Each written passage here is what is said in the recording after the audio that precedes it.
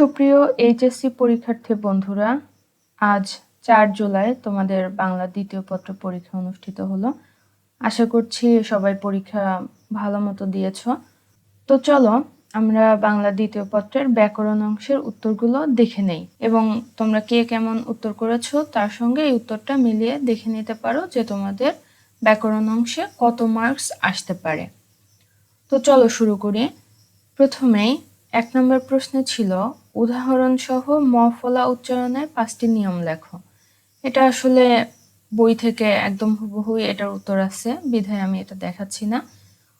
অথবা দিয়ে খ নম্বরের প্রশ্ন ছিল যে কোনো 5টি শব্দের শুদ্ধ উচ্চারণ লেখো।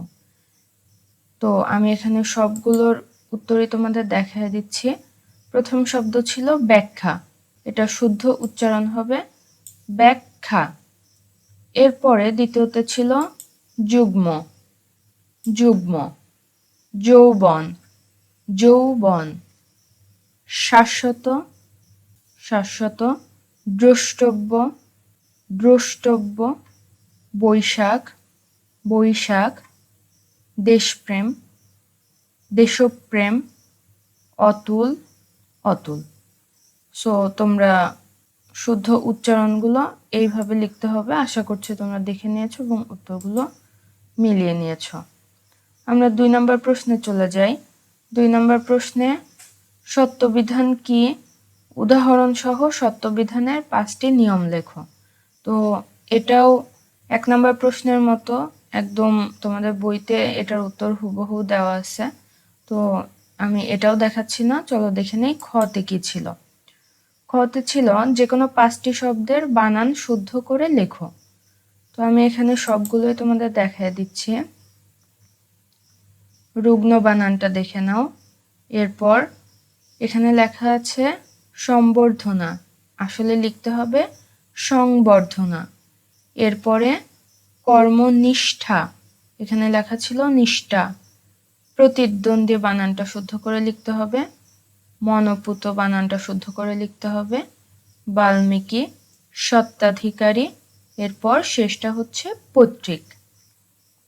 সো তোমরা এক নজরে একটু দেখে নিতে পারো তোমরা কয়টা বানান শুদ্ধ লিখতে পেরেছো। এরপর আমরা চলে যাচ্ছি 3 নং প্রশ্নে। 3-এর কতে প্রশ্ন ছিল আবেগ শব্দ কাকে বলে? আবেগ শব্দের শ্রেণীবিভাগ উদাহরণ সহ আলোচনা করো। সো এখানে তোমরা আবেগ শব্দের সংজ্ঞা দিয়েছো, এরপরে শ্রেণীবিভাগ উদাহরণ সহ আলোচনা করতে হবে। As it was for question নং 2 and 1, এটা বইতেই দেওয়া আছে। সো এটা নিয়ে আমি কথা বলতেছি না, আমি খ নাম্বারে চলে যাচ্ছি। খতে প্রশ্নটা ছিল নিম্নরেখ যে কোনো 5টি শব্দের ব্যাকরণিক শ্রেণী নির্দেশ করো। সো আমরা উত্তরগুলো দেখে নেই চলো। এখানে 1 নম্বরে ছিল শরীর ভালো হলে তুমি কাজ করবে নতুবা বসে থাকবে। এখানে নতুবা শব্দটি হচ্ছে যোজক। 2 নম্বরে ছিল কর্ষিত জমির প্রতিটি শস্যদানা কবিতা। এখানে কর্ষিত শব্দটি হচ্ছে বিশেষণ। এরপর 3 নম্বরে ছিল আমার কিছু বলার নেই। এখানে কিছু শব্দটি হচ্ছে সর্বনাম। 4 নম্বরে ছিল সবাই কফি খেতে চাচ্ছে। এখানে সবাই সর্বনাম। 5 নম্বরে ছিল আমাদের যাত্রা সমুদ্র অভিমুখে। এখানে অভিমুখে শব্দটি হচ্ছে অনুসর্গ। 6 নম্বরে ছিল এতক্ষণে অরিন্দম কহিলা বিষাদে। এই এতক্ষণে শব্দটি হচ্ছে ক্রিয়া বিশেষণ। এরপরে 7 নম্বরে ছিল ওগো আজ তোরা যাস নে ঘরের বাহিরে। এখানে ওগো শব্দটি হচ্ছে আবেগ। 8 নম্বরে ছিল বিরাট দুঃসাহসেরা দেয় যে উকি। এখানে দুঃসাহসেরা শব্দটি হচ্ছে বিশেষ্য। ওকে, তোমরা দেখে নাও কার কয়টা সঠিক উত্তর হয়েছে। এবার চলো আমরা 4 নম্বর প্রশ্নটা দেখে নেই। 4-এর কতে প্রশ্ন ছিল যে কোনো 5টি শব্দের প্রত্যয়ের নাম সহ প্রকৃতি ও প্রত্যয় নির্ণয় করতে হবে। তো চলো আমরা সবগুলো শব্দের প্রকৃতি ও প্রত্যয় জেনে নেই।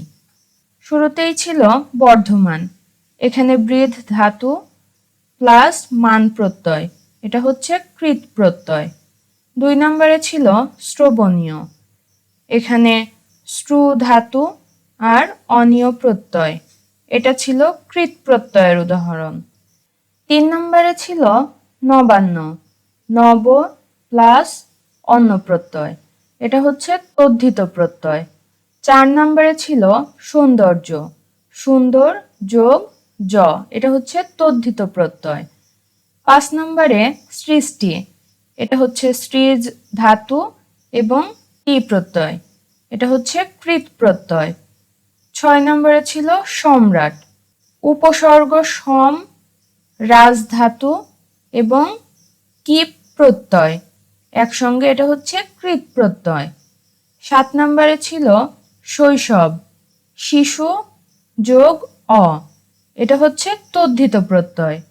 8 নম্বরে ছিল বার্ষিক, এটা হচ্ছে বর্ষ প্লাস ইক, এটা হচ্ছে তদ্ধিত প্রত্যয়ের উদাহরণ। সো তোমরা এক নজরে আরেকবার একটু দেখে নাও তোমাদের প্রকৃতি ও প্রত্যয় সঠিকভাবে কয়টা হয়েছে। এরপরে আমরা চলে যাব খ নাম্বার প্রশ্নে। খতে ছিল যে কোনো 5টি শব্দের ব্যাস বাক্য সহ সমাসের নাম লেখো। তো আমরা চলো সবগুলোরই ব্যাস বাক্য আর সমাসের নামটা দেখে নেই। শুরুতেই ছিল সত্যাসত্য, এটার ব্যাস বাক্য হচ্ছে সত্য ও অসত্য, এটা দ্বন্দ্ব সমাসের উদাহরণ। এরপরে ছিল পরোক্ষ, এটার ব্যাস বাক্য অক্ষির অগোচরে, অব্যয়ীভাব সমাস। 3 নম্বরে ছিল জীবনানন্দ, জীবনের আনন্দ বা জীবনব্যাপী আনন্দ, এটা হচ্ছে তৎপুরুষ সমাস। 4 নম্বরে ছিল শৌখিন, ব্যাস বাক্য কি শখ আছে যার, এটা হচ্ছে বহুব্রীহি সমাস। 5 নম্বরে ছিল আলোকচিত্র, ব্যাস বাক্য কি আলোক দ্বারা চিত্র, এটা সমাস হচ্ছে তৎপুরুষ সমাস। 6 নম্বরে ছিল অরুণরাঙা, ব্যাস বাক্য অরুণের মতো অথবা ন্যায়, অরুণের মতো রাঙা অথবা অরুণের ন্যায় রাঙা, এটা হচ্ছে উপমান কর্মধারয় সমাস। 7 নাম্বার ছিল মহাত্মা, মহান আত্মা যার, এটা বহুব্রীহি সমাস। 8 নম্বরে ছিল যুগান্তর, ব্যাস বাক্য অন্য যুগ, এটা হচ্ছে নিত্য সমাসের উদাহরণ। সো তোমরা এক নজরে একটু দেখে নাও কার কয়টি সঠিক হয়েছে। আমরা চলে যাচ্ছি 5 নাম্বার প্রশ্নে। 5-এর ক ছিল বাক্য কাকে বলে, অর্থ অনুসারে বাক্য কত প্রকার ও কি কি, উদাহরণ সহ আলোচনা করো। এই প্রশ্নের উত্তরটাও তোমরা সরাসরি তোমাদের ব্যাকরণ বইতে পেয়ে যাবা, তাই আমি এখানে এটার অ্যান্সার করছি না। আমি চলে যাচ্ছি খ নাম্বার প্রশ্নে। খ নাম্বারের প্রশ্নটা ছিল বন্ধনীর নির্দেশ অনুযায়ী যে কোনো 5টি বাক্যের রূপান্তর। শুরুর বাক্যটা ছিল আমার পথ দেখাবে আমার সত্য, এটার জটিল রূপ হবে যা আমার সত্য তাই আমার পথ দেখাবে। 2 নম্বরে ছিল যারা পরিশ্রমী তারা সফল হয়, এটার সরল রূপান্তর হবে পরিশ্রমীরা সফল হয়। 3 নম্বর ছিল শীতে দরিদ্র মানুষের খুব কষ্ট হয়, এটার বিস্ময়সূচক রূপ হবে শীতে দরিদ্র মানুষের কি ভীষণ কষ্ট। 4 নম্বর ছিল নীরব ভাষায় বৃক্ষ আমাদের সার্থকতার গান গেয়ে শোনায়, এটার প্রশ্নবোধক রূপ হবে নীরব ভাষায় বৃক্ষ কি আমাদের সার্থকতার গান গেয়ে শোনায় না। 5 নম্বর ছিল যদিও সে অশিক্ষিত তবু সে দেশপ্রেমিক, এটার যৌগিক রূপ হবে সে অশিক্ষিত কিন্তু দেশপ্রেমিক। 6 নম্বরে ছিল সময় নষ্ট না করে কাজটা শুরু করে দেওয়া যাক, এটার অনুজ্ঞাসূচক রূপ হবে সময় নষ্ট না করে কাজটা শুরু করে দাও। 7 নম্বরে ছিল মানুষের তৈরি দুর্যোগও অনেক ক্ষতি করে, এটার নেতিবাচক রূপ হবে মানুষের তৈরি দুর্যোগও কম ক্ষতি করে না। 8 নম্বরে ছিল কারো মুখে কথা সরে না, এটাকে অস্তিবাচক করতে হবে, এটার অস্তিবাচক রূপ হচ্ছে সবাই নির্বাক হয়ে আছে। বন্ধুরা, তোমরা আরেকবার এক নজরে দেখে নাও কার কয়টা সঠিক হয়েছে। আমরা চলে যাচ্ছি 6 নাম্বার প্রশ্নে। 6 নাম্বারের কতে ছিল যে কোনো 5টি বাক্য শুদ্ধ করে লেখো। আমরা সবগুলি এখানে দেওয়া 8টা বাক্যেরই শুদ্ধ রূপটা দেখে নিব। শুরুর বাক্যটা ছিল আমার বক্তব্য আর দীর্ঘায়িত করব না। সঠিক বাক্য হচ্ছে আমার বক্তব্য আর দীর্ঘ করব না। 2 নম্বরে ছিল আমার হৃদয় মন্দিরে আশার বীজ উপ্ত হলো। এটার সঠিক রূপ হবে আমার হৃদয় ক্ষেত্রে আশার বীজ উপ্ত হলো। 3 নম্বরে ছিল আজ আমার বয়স কেবলমাত্র 27। এটার সঠিক রূপ হবে প্রথমত হতে পারে আজ আমার বয়স কেবল 27 অথবা আজ আমার বয়স মাত্র 27। 4 নম্বর বাক্যটি ছিল কালিদাস মেঘদূত কাব্য রচনা করেন। সঠিক হচ্ছে কালিদাস মেঘদূত কাব্য রচনা করেন। এখানে কালিদাস বানানটাতে ভুল আছে, দেখো, এটা সঠিক করতে হবে। 5 নম্বরে ছেলেটি দুর্দান্ত মেধাবী। এটা সঠিক রূপ হচ্ছে ছেলেটি অত্যন্ত মেধাবী। 6 নম্বর তার সৌজন্যতায় মুগ্ধ হলাম। 6 সঠিক উত্তর হচ্ছে তার সৌজন্যে মুগ্ধ হলাম। 7 নম্বর কথাটি শুনে তিনি আশ্চর্য হলেন। এটার সঠিক রূপটি হবে কথাটি শুনে তিনি আশ্চর্যান্বিত হলেন। 8 নম্বর দ্রব্যমূল্যের দাম ক্রমবর্ধমান।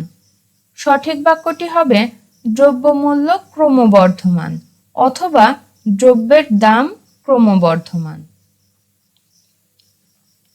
সো তোমরা আরেকবার দেখে নাও কতটি সঠিক উত্তর করতে পেরেছ। এরপর আমরা চলে যাচ্ছি 6 খ। 6 খতে ছিল নিচের অনুচ্ছেদের অপপ্রয়োগগুলো শুদ্ধ করে লেখো। আমরা উত্তরটা দেখে নেই। শুরুতেই ছিল দারিদ্রতা আজ আর বাংলাদেশের প্রধান সমস্যা নয়। সঠিক বাক্যটা হবে দারিদ্র। দারিদ্র আজ আর বাংলাদেশের প্রধান সমস্যা নয়। এখানে দরিদ্রতাও হতে পারে, কিন্তু সেটা খুব কম ক্ষেত্রে ব্যবহৃত হয়, তবে দুটোই সঠিক উত্তর হবে। দ্বিতীয় বাক্যে ছিল আমাদের দেশ এখন সমৃদ্ধশালী। সঠিক হবে আমাদের দেশ এখন সমৃদ্ধ। তৃতীয় বাক্যে কেবলমাত্র দুর্নীতিই আমাদের পেছনে টানে। এখানে হতে পারে কেবল দুর্নীতিই আমাদের পেছনে টানে অথবা মাত্র দুর্নীতিই আমাদের পেছনে টানে, যে কোনো একটা। 4 নম্বরে ছিল এ থেকে মুক্তির পাশাপাশি জাতীয় জীবনের সর্বক্ষেত্রে কৃচ্ছ্রতা সাধন প্রয়োজন। সঠিক হবে এ থেকে মুক্তির পাশাপাশি জাতীয় জীবনের সর্বক্ষেত্রে কৃচ্ছ্রতা সাধন প্রয়োজন। এখানে কৃচ্ছ্রতা বানানটা সঠিক করতে হবে। আর সর্বশেষ বাক্যটা ছিল প্রয়োজন দলমত নির্বিশেষে ঐক্যতা। সঠিক বাক্যটা হবে প্রয়োজন দলমত নির্বিশেষে ঐক্য। সো তোমরা দেখে নিতে পারো কয়টি সঠিক হয়েছে।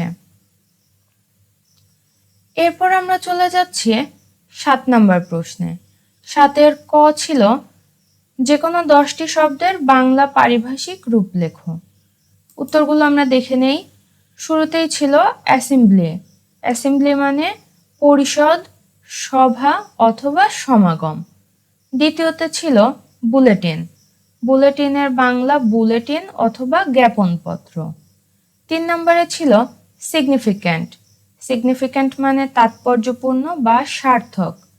4 নম্বরে ছিল ট্যুরিস্ট। ট্যুরিস্ট অর্থ পর্যটক। 5 নম্বরে ছিল পারচেজ। পারচেজ মানে ক্রয়। 6 নম্বরে ছিল রিফর্ম। রিফর্ম মানে সংস্কার। 7 নম্বরে ছিল অর্ডিন্যান্স। অর্ডিন্যান্স মানে অধ্যাদেশ। 8 ছিল প্রিফিক্স। প্রিফিক্স মানে অগ্রে সংযুক্ত অংশ বা সহজ কথায় উপসর্গ। 9 স্টেট মিনিস্টার, এর অর্থ হচ্ছে প্রতিমন্ত্রী। 10 ইম্পোর্ট। ইম্পোর্ট মানে আমদানি বা আগম। 11তে ছিল জুডিশিয়াল। জুডিশিয়াল মানে বিচার, ন্যায়, বিচারিক অথবা ন্যায়িক। 12তে ছিল হোস্টাইল। হোস্টাইল মানে বিরোধী বা প্রতিকূল। 13তে ছিল চিফ হুইপ। চিফ হুইপ মানে মুখ্য সচেতক। 14তে ছিল সুভেনির। সুভেনির মানে স্মরণিকা, স্মৃতিগ্রন্থ বা স্মৃতিচিহ্ন। 15 ডেপ্ট। ডেপ্ট মানে ঋণ, ধার অথবা দেনা। সো তোমরা আরেকবার একটু দেখে নাও কে কতটির উত্তর সঠিকভাবে করতে পেরেছ। এরপর আমরা চলে যাচ্ছি 7 খ। 7 খতে একটি অনুচ্ছেদ দেওয়া ছিল এবং অনুচ্ছেদটাকে বাংলায় অনুবাদ করতে হবে। সো অনুচ্ছেদটা ছিল many people put off for tomorrow the work they can do today. Students also very often put off their class lessons for tomorrow. Nothing is more injurious than this habit. Men do not know what will happen tomorrow. A lot of troubles and dangers may come and upset everything. Bangla অনুবাদটা হবে, অনেক মানুষ আজ যে কাজ করতে পারে তা আগামীকালের জন্য ফেলে রাখে। শিক্ষার্থীরাও প্রায়ই তাদের পাঠ পরদিনের জন্য ফেলে রাখে। এই অভ্যাসের চেয়ে ক্ষতিকর আর কিছু নেই। মানুষ জানে না আগামীকাল কি ঘটবে। অনেক বিপদ ও ঝামেলা এসে সবকিছু ওলটপালট করে দিতে পারে। সো এটাই ছিল এই প্যারাগ্রাফটার বাংলা অনুবাদ। এর সাথে শেষ হলো আমাদের নির্মিত অংশের উত্তরগুলো। তোমরা শুরু থেকে ভিডিওটা প্লে করে আবারও মিলাই নিতে পারো কে কয়টি সঠিক উত্তর দিয়েছো। কমেন্টে জানাই দিতে পারো কার কয়টা সঠিক হলো, এবং তোমাদের সামনের ইংরেজি পরীক্ষার জন্য শুভকামনা থাকলো। Thank you.